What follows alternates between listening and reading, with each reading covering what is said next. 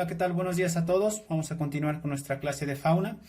En la semana anterior nos habíamos quedado en los principales filos de nuestros invertebrados, que es la primera rama de la fauna. Entonces, vamos a presentar en la siguiente hoja un cuadro donde tenemos unas características muy importantes para este tipo de grupos. ¿Por qué son características importantes? Porque son las cuales te van a ayudar a distinguir y también al mantener al cuidado exacto que ellos requieren, ¿no? El cuidado de mantenimiento, de crecimiento, de cómo es su comportamiento, etcétera. Aquí vamos a poner el cuadro y vemos que tenemos en la fila principal, tenemos el filo, el nivel de organización, las capas germinales, la simetría, la cefalización, la cavidad corporal, segmentación, su sistema digestivo, la reproducción, etcétera. Entonces, en nuestra primera columna tenemos los filos que habíamos mencionado anteriormente. Acá lo tenemos en algunos en un sistema femenino. Por ejemplo, acá tenemos artrópoda. En la semana pasada lo habíamos visto como artrópodos. No hay tanto problema. Por ejemplo, en el nivel de organización nosotros vamos a hablar cómo es su estructura. Por ejemplo, para los poríferos vemos que carecen de tejidos. Para las cuestiones de los sinodarios tenemos principalmente tejidos. Van a ser cuestiones de medusas, etcétera. Nuestros platenmintos vamos a tener un sistema de órganos y así sucesivamente con el resto de nuestros invertebrados, tal cual como lo estamos viendo en nuestra primera columna. Si nosotros nos vamos a la segunda capa, perdón, a la tercera columna, vemos las capas germinales. Aquí nosotros va a depender de qué especie estamos hablando. Algunos van a tener esa capa ausente, algunos van a tener de A2, de A3, como podemos notar. Si tú no entiendes qué son capas germinales, pues no es otra cosa más que el origen de la nueva especie, cómo va a ayudar a formar un nuevo ser, etcétera.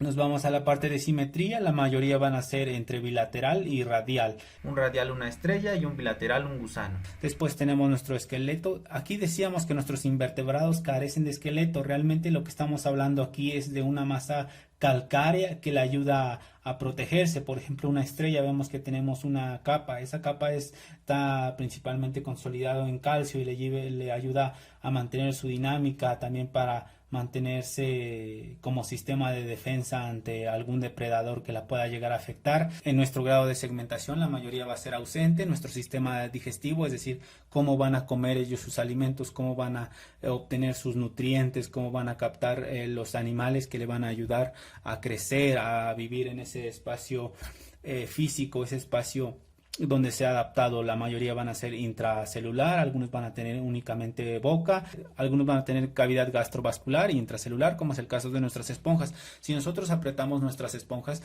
podemos extraer un montón de nutrientes, un montón de plancton, etcétera, que se ha adherido a esa piel. Pues a eso se refiere nuestro sistema digestivo. Finalmente, en nuestra última columna tenemos por acá a nuestro sistema de reproducción. Algunos van a ser sexual y algunos asexuadas. Aquí nuestra asexual va a ser por un sistema de gemación, es decir, de desprendimiento de un pedazo de la especie. Por ejemplo, si nosotros tenemos aquí una esponja y esa esponja pierde un pedacito de su cuerpo, pues puede llegar a adherirse a otros sustratos y por lo tanto formar otra nueva esponja. Vamos a tener principalmente también sexual, como es el caso de nosotros los humanos. Si lo queremos comparar, nosotros somos mamíferos porque tenemos esa característica de poseer pelaje en nuestros cuerpos. Ese es uno. La otra es porque tenemos glándulas mamarias, es decir, nos ayudan en nuestra alimentación la leche materna. A eso nos estamos refiriendo. Entonces, ya que hemos explicado nuestro cuadro, vamos a ir a nuestra siguiente hoja para hablar un poco de antecedentes. Bueno, acá ya tenemos nuestra siguiente hojita. Tenemos unas palabras muy sencillas. Tenemos la palabra invertebrados, tenemos antecedentes, tenemos arquetipos o planos corporales básicos, que era lo que estábamos hablando, si se veía radial, si se veía bilateral, etcétera. Vamos a hablar un poco de antecedentes para nuestros invertebrados. Como te has dado cuenta, la mayoría de estos invertebrados se encuentran en ambientes acuáticos, ambientes de agua, y nosotros veíamos en fauna que nuestro origen de la vida se originó en esa parte hidrológica, en esa parte donde podían haber peces, moluscos, etcétera, y posteriormente por el desarrollo de las algas en el agua permitió liberar oxígeno hacia nuestra superficie terrestre. Por lo tanto, en la Tierra hubo después animales. Primero estaban en esa parte continental, esa parte marina. Entonces vamos a notar nuestra primera característica, que tienen el honor de ser los primeros animales en conformar el reino animal.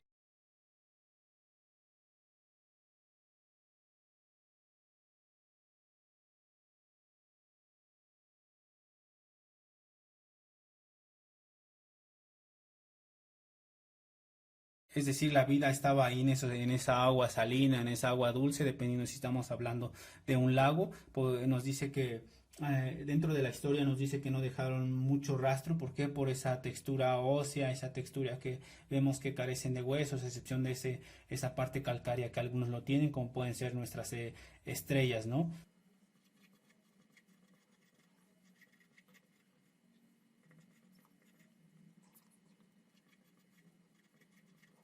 Aquí ya tenemos nuestro punto 2, es decir, en unas rocas tenemos unos residuos de estos animalitos, y si nosotros nos enfocamos al tiempo vamos a estar hablando del periodo precámbrico, es decir, hace 600 millones de años.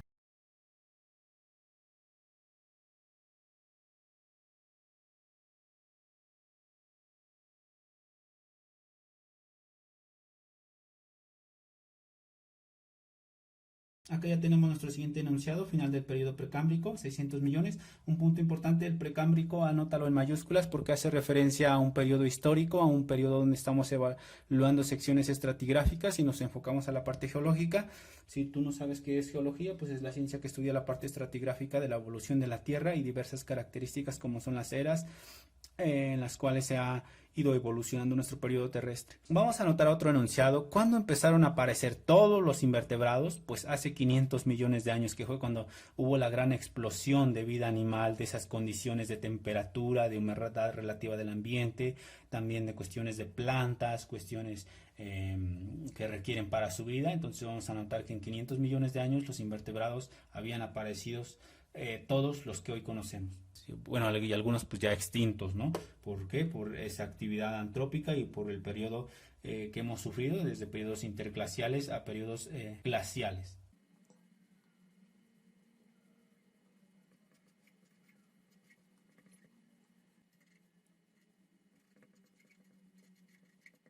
Acá ya lo tenemos nuestra siguiente característica que aparecieron hace 500 millones de años.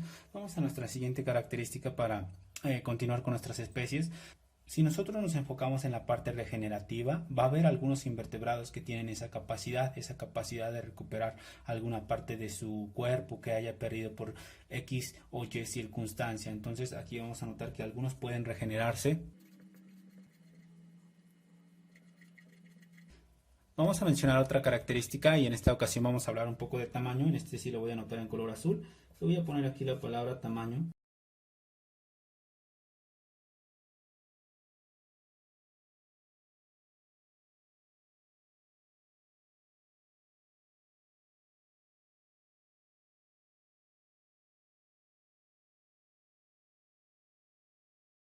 Bueno, aquí ya escribí algunas características en cuanto al tamaño. Tenemos algunos muy diminutos, como por ejemplo son los gusanos, que pueden medir hasta 0.01 milímetros en dimensiones que nosotros conocemos, y también tenemos dimensiones considerables que pueden pesar hasta 900 kilogramos, como es el caso del calamar gigante, que tiene una dimensión de hasta 18 metros. Entonces, esa es una característica que hay que considerar, que en tamaños pueden ser tanto diminutos como de dimensiones considerables.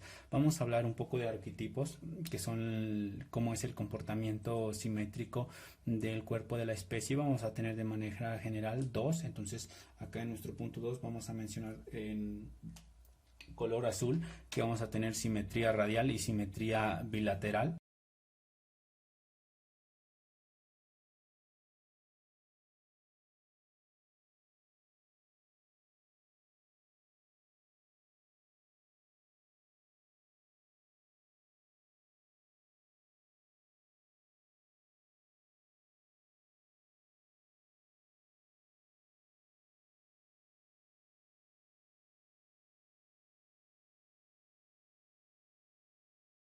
Bueno, aquí ya tenemos nuestros dos puntos. Dentro de nuestro sistema radial vamos a encontrar a las medusas, a las anémonas marinas, etcétera. Entonces acá vamos a encontrar, vamos a mencionar algunos ejemplos para tener en cuenta en nuestro apunte. Vamos a anotarlo en otro color, que sea en color café.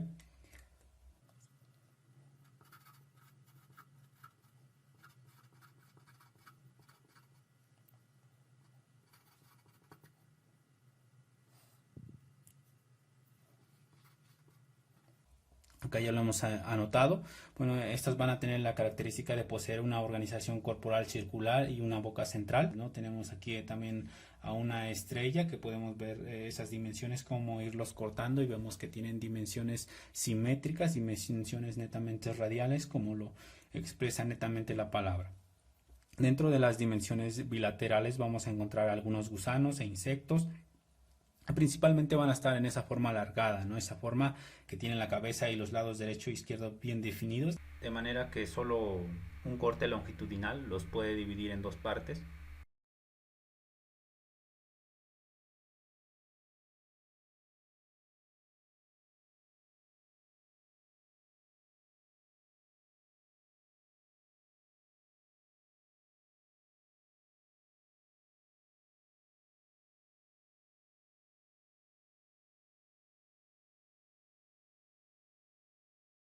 Entonces acá vamos a notar lo que se puede dividir en varias partes. Vamos a mencionar alguna característica que nos hace falta mencionar aquí, sin embargo es importante mencionarlo. Lo vamos a ver también más adelante. Vamos a mencionar que los equinodermos y las esponjas tienen endoesqueletos con elementos duros, es decir, tienen una masa calcárea consolidado, y los moluscos y otros artrópodos van a tener exoesqueletos. Si nosotros no entendemos a qué se refiere la palabra exoesqueleto de un molusco, pues va a ser una concha dura, mientras que el de un artrópodo, aunque es una concha resistente, es flexible. Entonces vamos a mencionar esa diferencia entre exoesqueleto y endoesqueleto.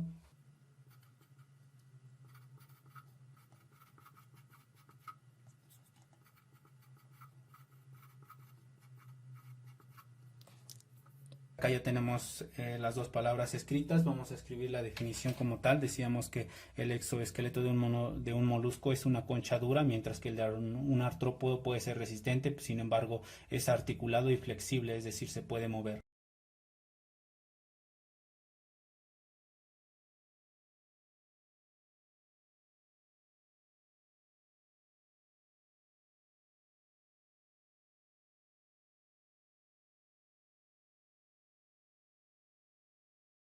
Aquí en nuestra hoja ya lo tenemos.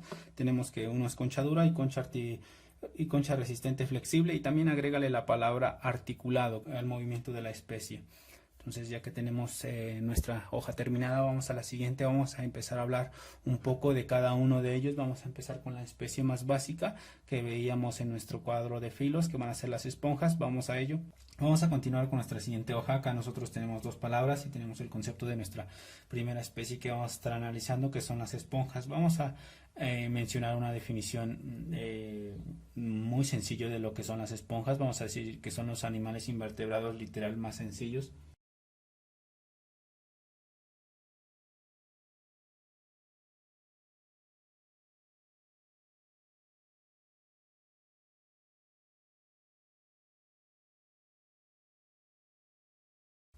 Al subreino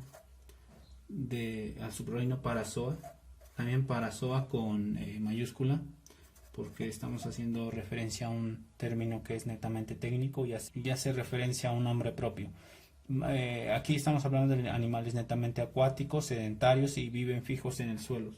Esa es su característica principal: viven fijos en el suelo, o son sésiles. Vamos a poner literal, son sésiles.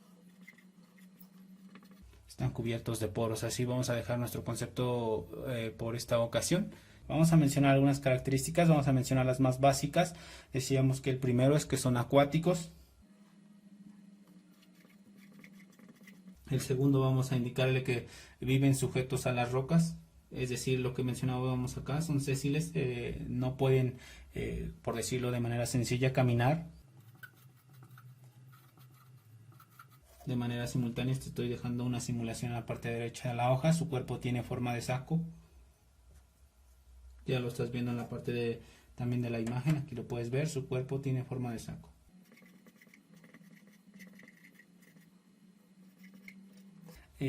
Bueno, ya lo mencionábamos anteriormente. Están cubiertos de poros. Y aquí pues ya tenemos algunas características. Vamos a mencionar algunas otras dos para que esté completo nuestra información. Estos tejidos no son netamente verdaderos y están, ¿cómo se llama? Son netamente asimétricos, es decir, lo podemos fraccionar.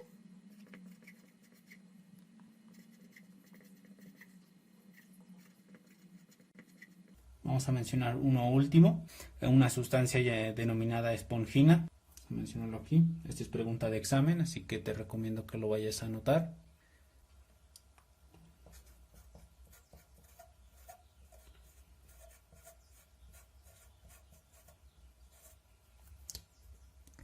Aquí ya lo tenemos y bueno, vamos a tener otra característica que se alimentan por filtración.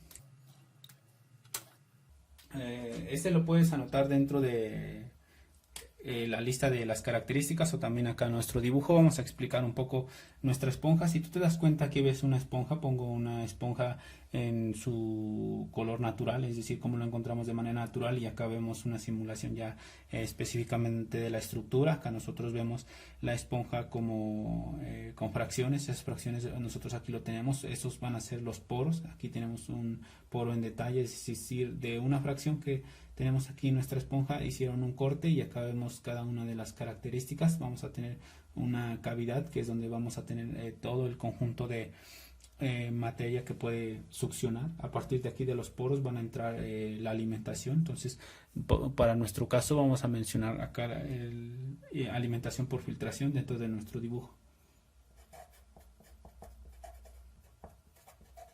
Aquí ya lo tenemos. Si tú lo anotaste acá no hay tanto problema, siempre y cuando te acuerdes de cómo adquiere ese proceso alimenticio. Vamos a hacer el ejemplo cómo va llegando esa alimentación. Nosotros aquí tenemos esta esponja, este va a ser nuestro sustrato. Vamos a ponerle aquí con A. El A va a ser el sustrato. Y dentro de este sustrato vamos a tener acá todo el punto B. El punto B va a ser todo el agua que tenemos en ese sitio, que puede ser un mar, puede ser un arrecife de coral, una bahía, un embalse, etcétera. Vamos a poner ahorita este cuerpo de agua. Dentro de este cuerpo de agua pues vamos a tener muchos animales marinos como el plancton y como otras especies en menor tamaño. Esas especies van a estar llegando a nuestras esponjas por diversos medios, por mareas. Recordemos que cuando estamos en luna llena, las condiciones de marea tienen una influencia directamente en la dirección y velocidad del agua, la cual atrae diversas especies. Esas especies vamos a suponerle que ahorita van a chocar con estas esponjas. Cuando esas especies chocan con nuestra esponja, pues nuestra esponja va a tener la tarea de succionarlos o bien por proceso de filtración atraerlo hacia esta parte de la cavidad de la especie. Entonces vamos a mencionar algunas especies como plancton. Yo lo voy a dibujar con bolitas en color amarillo para que lo puedas notar. Aquí vamos a tener muchas especies.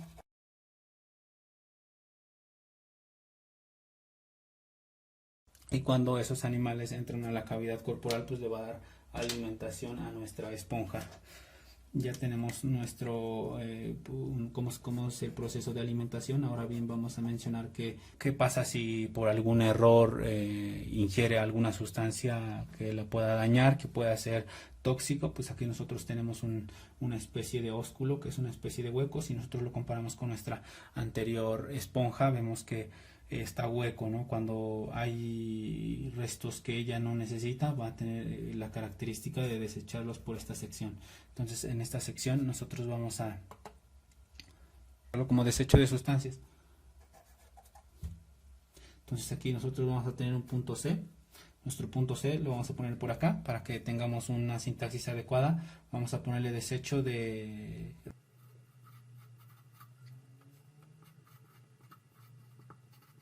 animales, residuos que ella no necesita, pues lo va a desechar por la parte lateral. Si nosotros aquí tuviéramos un material fosforescente y lo agregas al agua, podrías ver cómo succiona la esponja ese material y lo desecha por esta parte.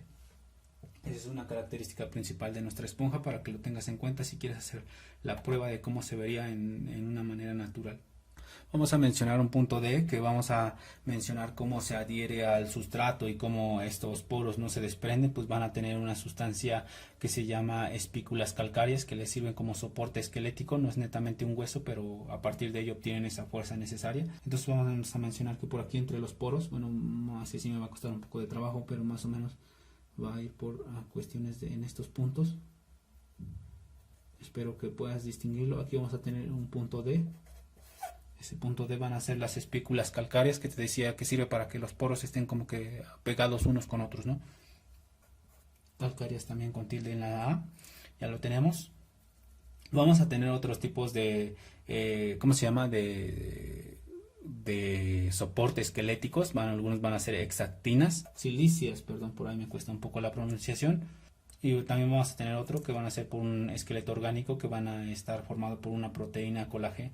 Esta serie de colágena va a ser principalmente la esponjina, en la que se pueden incluir o no espículas sílicas, es decir, de la clase hemospongias. Esta es una pregunta particular de examen porque estamos hablando específicamente de la composición. Entonces aquí en nuestra hoja vamos a notar que este es la sección de composición. Este va a ser nuestra composición de las esponjas. Vamos a la siguiente hoja para hablar un poco de profundidad, tipos de reproducción, etc. Bueno, acá ya tenemos nuestra siguiente hoja. Tenemos algunas palabras, el tipo de hábitat, la alimentación, la profundidad, etcétera. Vamos a hablar específicamente del hábitat. El hábitat va a ser, como ya mencionábamos antes, en un ambiente netamente acuático. Entonces todos son acuáticos y la mayoría es marinos. Si tú no sabes qué quiere decir marino, pues se refiere a que estamos en ambientes continentales, en ambientes de golfos, es decir, muy de ambientes salados, viven fijos al sustratos. Vamos a hablar ahora un poco de profundidad. En cuanto a la profundidad, pues va a depender de nuestra composición de las esponjas. Vamos a hablar un poco de las hexatinilinas y las demospongias. En su término técnico biológico es Demospongiae. Vamos a escribirlo por aquí para ver si te cuesta también descifrarlo la primera, ¿no? Entonces vamos a tener un punto A. Aquí ya tenemos los dos escritos, tal cual como lo estás viendo. Dentro de las hexatinilinas vamos a hablar de que viven en aguas muy profundas. Y vamos a tener ambientes paisajísticos porque tiene esa dinámica de que forma un tipo esqueleto de sílice. Realmente no es esqueleto, es como su estructura que lo ayuda a mantenerse adherido al sustrato, ¿no? Entonces vamos a tener disposiciones paisajistas bellísimos, tal cual como lo dicen las frases de los memes en Facebook. Pues también aquí tenemos ese ambiente bellísimo. También se puede denominar como esponjas vítreas por ese color, esa tendencia del sílice.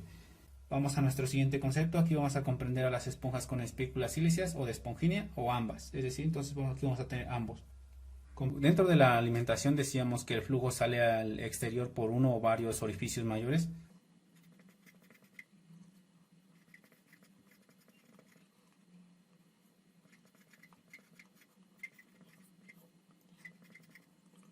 Aquí realmente ves la palabra varios y hace rato yo te mencionaba únicamente un poro en detalle, ¿no? Que por aquí te lo dejo nuevamente para que lo veas, es este poro. Sin embargo, las esponjas no van a ser uno solo, van a tener un conjunto en ese sustrato, por eso menciona varios, es decir, va a haber muchas esponjas. Entonces, ya que hayamos entendido esto, vamos al siguiente punto. Vamos a hablar de la reproducción. Dentro de la reproducción vamos a tener, perdón, asexuada y sexuada.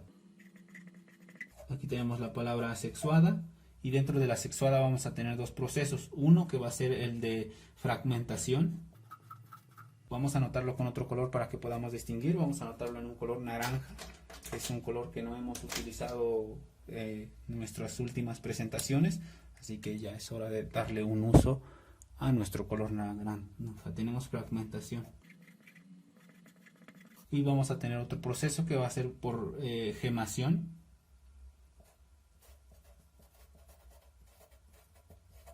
Aquí lo tenemos nuestros dos sistemas de reproducción asexuada y vamos a tener la popular, la clásica, la que todo el mundo habla, que es la sexual. Entonces vamos a anotar acá nuestro punto B, que vamos a tener la sexual. Ese es un clásico, todo el mundo lo sabemos. Entonces vamos a hablar un poco de fragmentación. El de fragmentación, te dejo aquí el enunciado en pantalla, se da en caso de las colonias formadas por muchos individuos. Un grupo puede separarse del resto, será arrastrado por una corriente y fundar una nueva colonia en otro lugar. También por acá te dejo el dibujito para que lo puedas ver. Es muy importante que la reproducción asexual, porque si se rompe en trozos, cada uno de ellos puede originar una nueva esponja. Separación de grupos, ¿no? Entonces aquí vamos a anotarlo en verde, separación de grupos. Aquí ya lo tenemos. Bueno, separación de grupos. Acá lo voy a dejar un poquito, me cuesta mucho trabajo, pero esto va a ir en ¿cómo se llama? Entre paréntesis, para que lo notes. Esto está entre paréntesis, significa separación de grupos, para que lo notes, porque me cuesta mucho trabajo escribir en poco espacio, sin embargo ya lo tienes. Y la gemación se da en organismos solitarios y coloniales, es decir, de 3 esponjas que tenemos juntas, pues puede aparecer uno al lado, entonces vamos a escribir esa característica. Un individuo, bueno, vamos a escribir la palabra protuberancia lateral.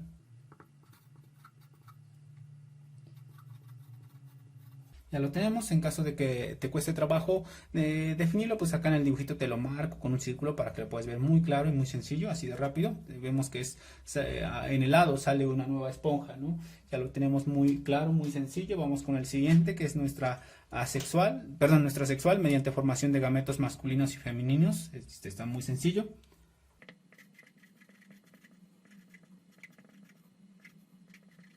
Que se expulsan en el poro central y se fecundan en el agua, agua fuera de los progenitores, es decir, una fecundación externa. A partir de ello se forma una larva móvil que puede desplazarse activamente cuando llega a un lado favorable y se fija al sustrato, y el individuo permanecerá allí hasta formar una nueva especie. Aquí de este lado tenemos la esencia en dibujo, está muy sencillo. Vamos a nuestra composición del agua. Decíamos que es un ambiente muy sencillo, muy salada, muy de ambientes de mar. Entonces aquí lo vamos a escribir tal cual como lo estás anotando, tal cual como lo hemos mencionado. Vamos a anotarlo. Algunas que viven en aguas dulces, todas ellas demospongias, menor cantidad. Y vamos a anotarlo, pues quién, ¿no? Decíamos que van a ser nuestras demospongias. Entonces los anotamos. Las demospongias pues van a ser dentro de nuestra composición a la colágena, para que lo tengas en cuenta.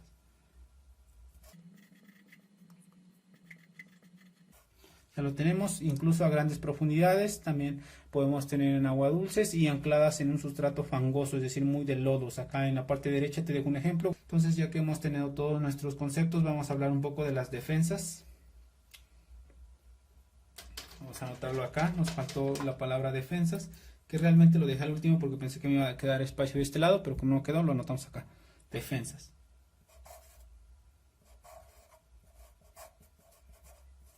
Es decir, cómo se defiende. Dentro del dibujo anterior ya te mencioné cómo, ¿no?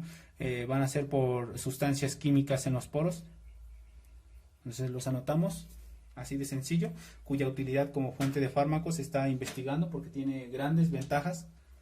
Sustancias químicas en los poros. Y bien, por esta semana vamos a dejarle por estos conceptos. Realmente son muy sencillos, muy prácticos, y pues bien, eso sería todo. Cuídense, diviértanse, hasta la próxima.